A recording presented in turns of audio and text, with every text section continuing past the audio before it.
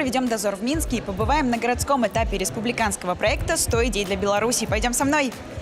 10-й юбилейный сезон «100 идей для Беларуси» собрал сотни интересных проектов молодых минчан в самых различных сферах. На городской этап было подано более 200 заявок. Пройдя предварительный отбор, ребята оказались здесь. Сегодня именно представляют более 40 проектов, которые можно воплотить в реальный сектор экономики. Члены экспертного совета будут сегодня определять победителей, которые будут представлять город Минск на республиканском этапе.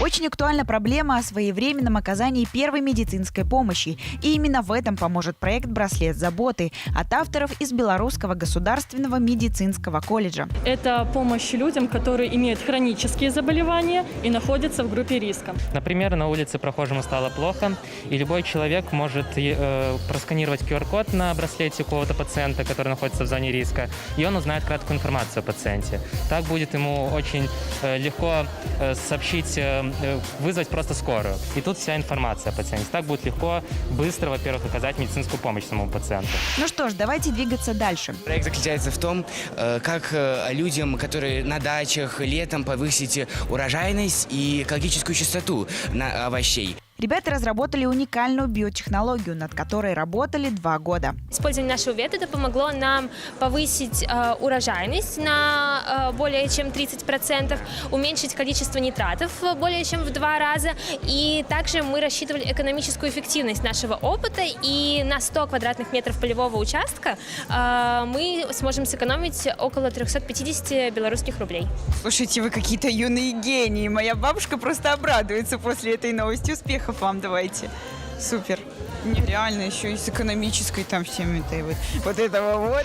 А ребята из средней школы номер 111 помогут подготовиться к централизованному тестированию по белорусскому языку. Ми створили адукаційну платформу BMW «Білоруська мова в учням» як елемент дистанційного навчання. Мета нашего проекта – развитие мовных и мовленческих компетенций в учнях 10-11 классах.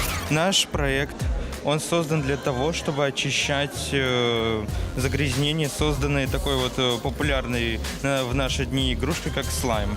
К слову, слайм или лизун – это игрушка, которая покорила сердце всех детей и состоит она из вязкого желеобразного материала. Изначально надо залить пострадавший участок ткани в кипяток, оставить на 10-15 секунд, слить кипяток и добавить нашу смесь.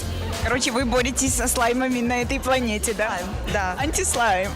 Эксперты определили лучшие инновационные молодежные проекты столицы. Конкурентность высока. У каждого участника было только 2 минуты, чтобы успеть донести свою идею до экспертов.